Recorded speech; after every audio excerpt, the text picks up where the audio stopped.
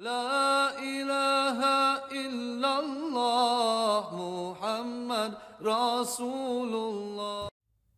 بسم الله الرحمن الرحيم. الحمد لله والصلاة والسلام على رسول الله وعلى آله وصحبه ومن استنى بالهدى. أما بعد، رب اشرح لي صدري ويسر لي أمري واحلل عقدة من لساني يفقه قولي. السلام عليكم ورحمة الله تعالى وبركاته. أهلا وسهلا ومرحبا بكم. Welcome you back to our course on the essentials of Shafi'i law, Imam al-Hadrami's Safina al-Najat. This is a level 1 Shafi'i fiqh course covering ibadat or worship from a Shafi'i primer. In this lesson, we look specifically at joining and shortening the prayers as a dispensation for the regular performance of prayers, and we look at the rules and conditions of joining and shortening the prayers according to the Shafi'i school, bi'idhnillahi ta'ala. Our course outcomes is to have an introduction to Islamic law, to have a first step into the legacy of the Shafi'i school, and to learn the 5 pillars of Islam at a beginner level. This lesson will focus on the 4 conditions of Jam' taqdeem, or joining the prayers and bringing them forward, the 2 conditions of Jam' ta'khir, or joining the prayers and taking them to the time of the later prayer, and finally the conditions of joining, or rather the conditions of shortening the prayer, or qasr. So there are key terms here to learn. The one key term would be jam', which is to join, right, to join the prayers. The other would be taqdeem, which is to bring forward.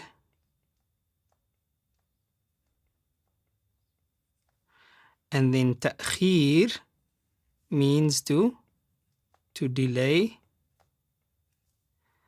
And then finally, the shortening is a term that we need to familiarize ourselves with as well, which is qasr, to shorten.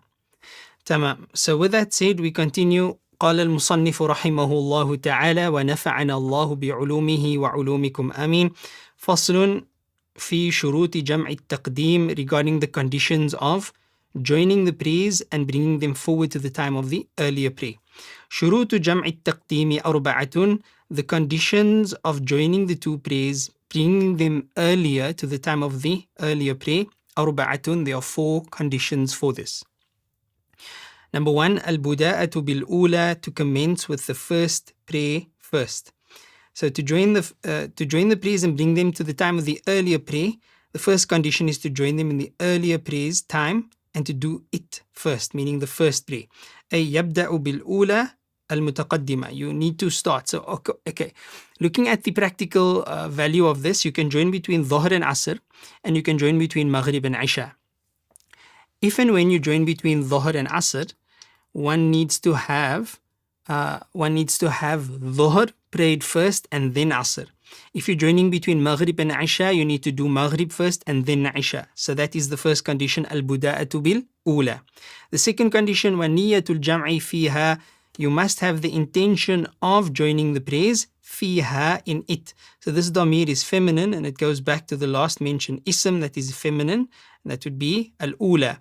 So the intention must take place in the time of the first prayer's performance. Not in the time of the first prayer's waqt, that's a given because you are bringing the prayers forward, but rather during the performance of the first of the 2 prayers. That's the second condition. The third condition is al-muwalatu, or quick succession, baynahuma, between the 2 of them. It is acceptable to perform 2 very short raka'at, and that is about the extent of time that can be delayed between the performance of the first prayer and the second prayer. So as soon as you complete the performance of your earlier prayer, Dhuhr for example, then immediately one should stand up. The sunnah of adhan falls away. The sunnah of iqamah still applies, but one wouldn't sit and make dhikrullah and make dua and then perform your sunnah of Dhuhr. In fact, your sunnahs, the time of performing your sunnahs changes slightly because of joining prayers together. So all of the sunnahs before the performance of the earlier prayer can be prayed before the performance of both prayers. And all of the sunnahs that take place after the prayer, so in other words, the 2 sunnahs after Dhuhr, or the 4 sunnahs after Dhuhr, you don't perform that in between the Dhuhr and Asr. You perform those after the performance of the Asr prayer, even though that's a time that you usually don't perform sunnah prayers in. And this is, of course, if you want to pray the sunnah prayers, it is not necessary. It is still permissible for you to perform it. But remember, we are speaking about travel dispensations here and other reasons for taking these dispensations. So the first condition, begin with the first prayer first. The second condition, have the niyyah during the performance of the earlier prayer, and have quick succession between the two. The maximum extent of lag time between the two prayers should be, for the most part, 2 short raka'at only. And then finally, وَدَوَامُ الْعُذْرِ, the excuse, in other words, the dispensation is being taken because there's a valid excuse. So that excuse, dawamul udhr, there must be perpetuation thereof until the completion of both prayers. So if, for example, you are traveling by ship or by train, and the instant that the ship or the train sort of lands or disembarks or gets to their destination, then your excuse is over.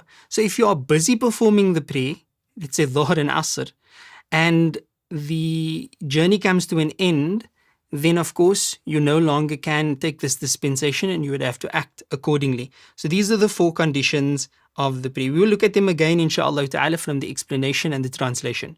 The 4 conditions of Jam' Taqdeem.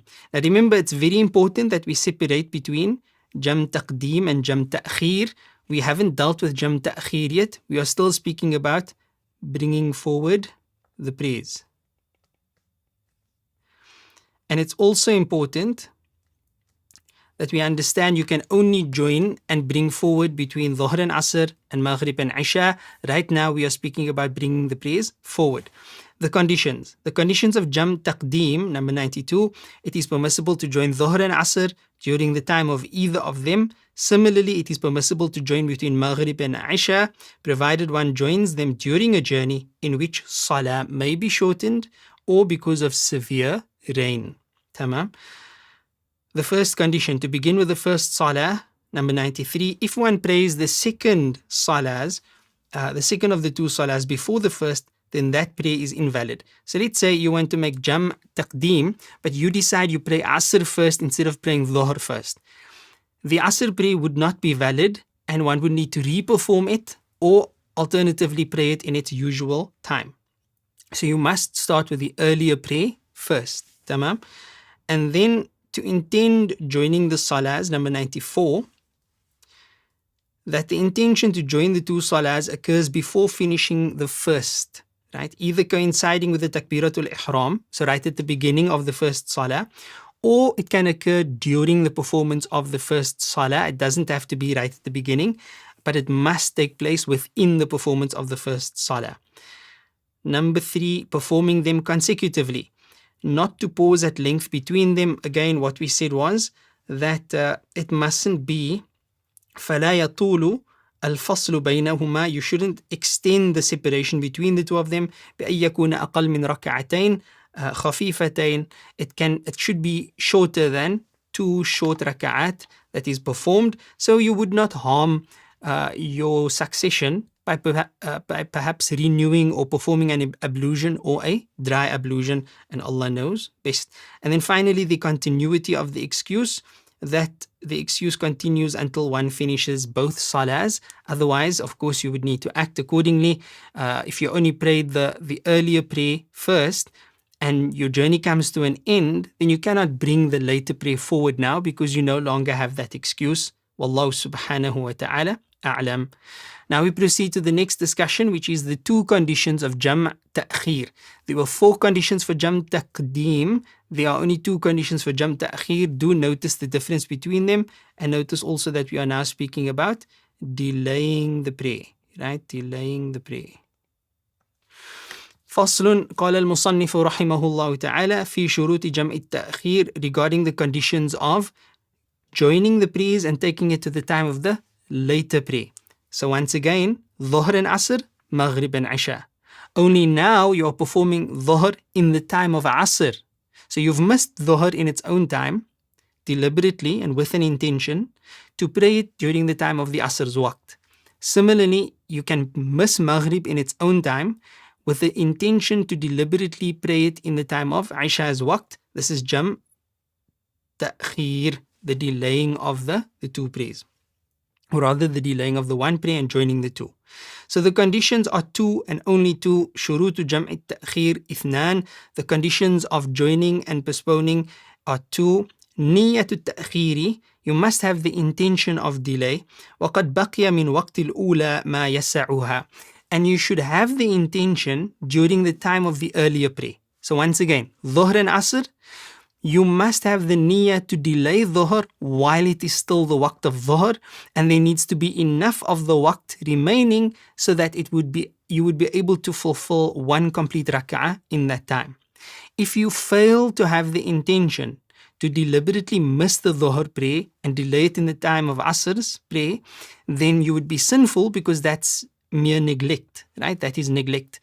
But to consciously decide, I'm not going to pray Dhuhr now, I'm going to delay it and pray it in the time of Asr's waqt, and there's still enough time for me to make that decision because there's enough time to pray at least one rak'ah of Dhuhr in its time, then it is valid as far as the first condition is concerned. We move on to the next condition. وَدَوَامُ الْعُذْرِ إِلَى تَمَامِ الثَّانِيَةِ. You need to have a perpetual excuse to do this until you complete the second prayer as well.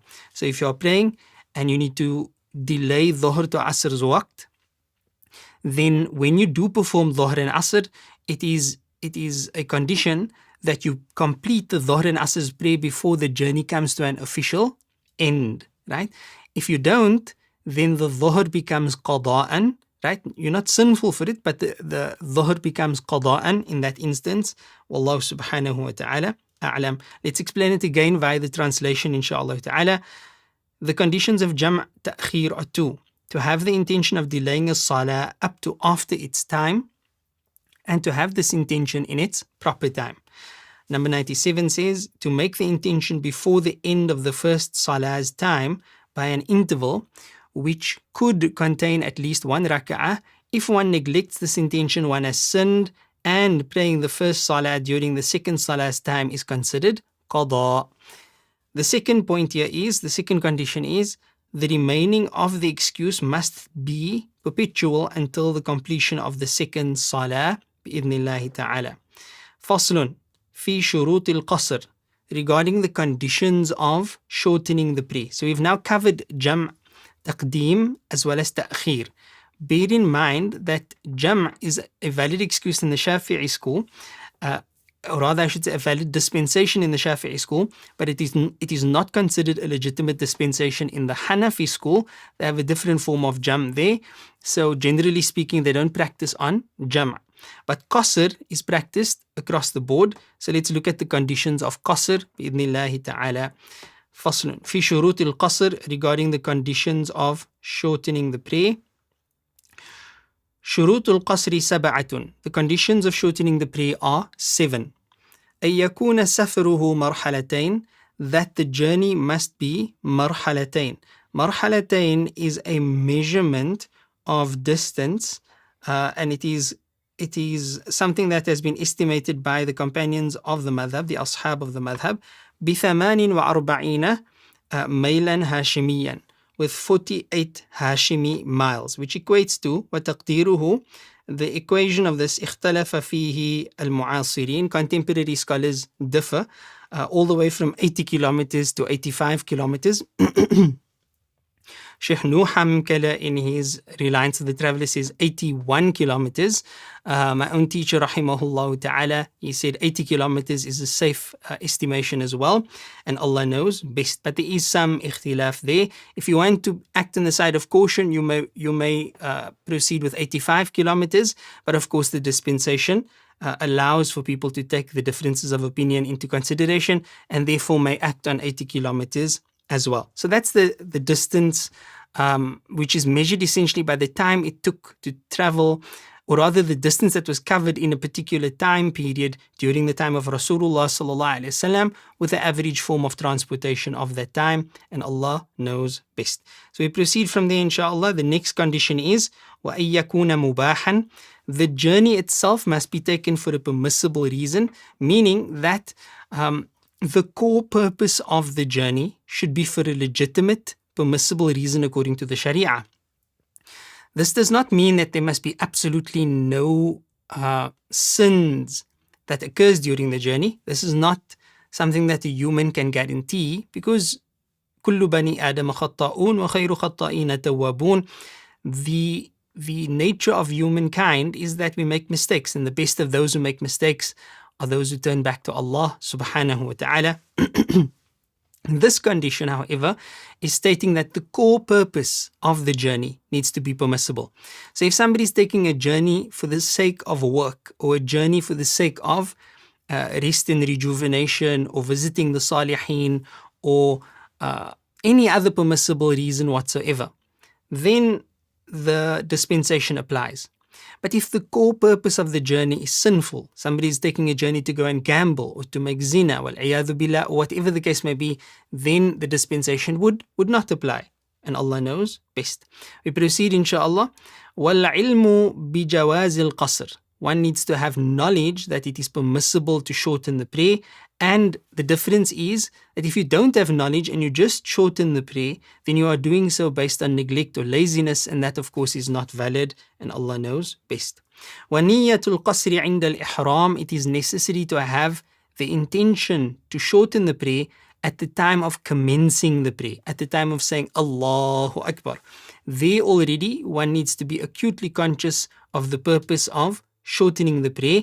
One cannot start the prayer as a regular 4 raka'at prayer and then during the course of the prayer decide, well, I can, because I'm a traveler, shorten the prayer, so I'll shorten the prayer. No, the intention must be present at the time of the takbiratul ihram. وَأَن تَكُونَ الصَّلَاةُ رُبَاعِيَّةً. The prayer that is being shortened must originally be a 4 raka'at prayer. You cannot shorten Fajr and Maghrib because they are not 4 raka'at. وَدَوَامُ السَّفَرِ إِلَى تَمَامِهَا. The journey itself must continue until the completion of both prayers, rather until the completion of the prayer. Right? We're only speaking about qasr here. So in order for your shortening of the prayer to be legitimate, your journey must encompass the prayer. You cannot come to a stop, or the journey cannot come to an end while you are busy performing the prayer as a shortened prayer. وَأَلَّا يَقْتَدِيَ بِمُتِمٍّ فِي جُزْءٍ مِّن صَلَاتِهِ. The person shortening the prayer cannot take as an imam somebody who is completing the prayer as a full prayer. So if the traveler performs salah with an imam and a jama'ah who is completing a 4 raka'at salah as 4 raka'at, then that traveler may not shorten the prayer at all. He may not join for the first 2 and then break away. He has to complete the entire prayer because this is one of the conditions. If, however, the traveler leads the prayer, then he may still shorten the prayer, and those who are resident, they should complete the prayer behind him as 4 raka'at. Right? So the imam would end the salah, instruct those who are following that he's a traveler and that they should complete their salah, and then they do so. So those are the 7 conditions. Let's look at them again from the translation and some explanatory notes, inshallah. The conditions of qasr, or to shorten the prayer, the salah, are 7. It is permissible to shorten dhuhr, asr and isha to 2 rak'ahs each. To shorten the salah of a musafir, except a sailor and a perpetual traveler, is more virtuous if the journey reaches 3 marhalas. In other words, if you want to understand, is it better for me to pray qasr salah, or is it better for me to pray the full salah? The answer is, if you are on a legitimate journey that permits this dispensation, then it's actually better to take the dispensation and shorten the prayer. And it's even more recommended if you find any difficulty within yourself about this dispensation. As Sayyidina Umar radiallahu anhu reminded us, this is a gift from Allah subhanahu wa ta'ala, so take Allah's gift.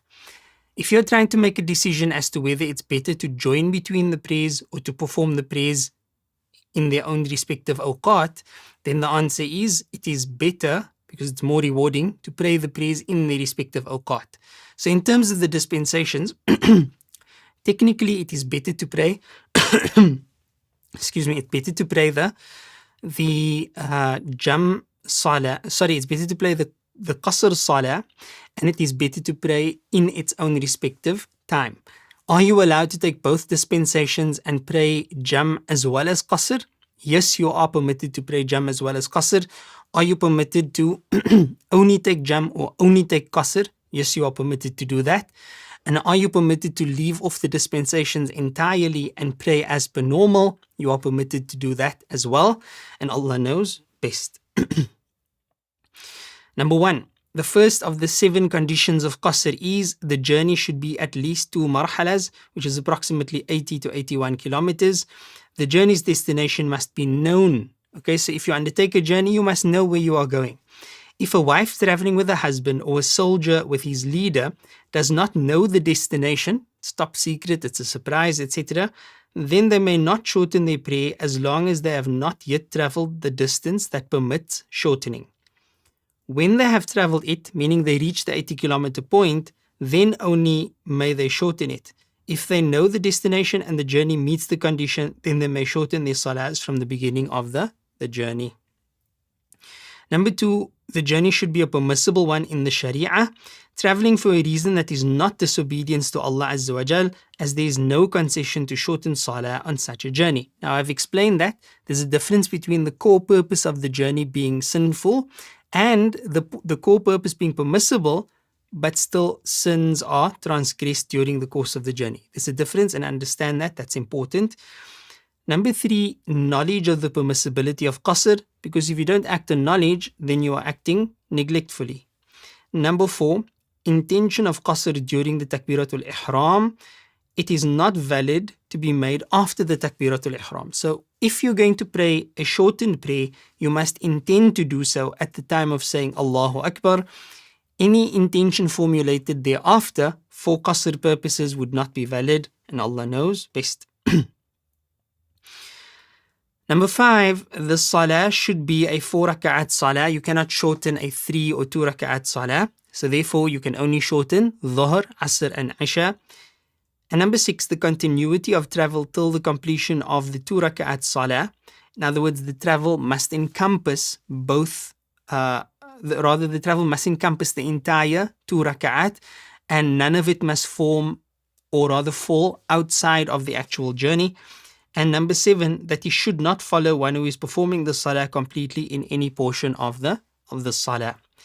I leave you with a question to think about, inshaAllah ta'ala, and there are more questions in our quiz that you are supposed to be taking after every lesson, so I hope that is something that you are following through with. It would allow you to maximize benefit from these courses, bi'idhnillah.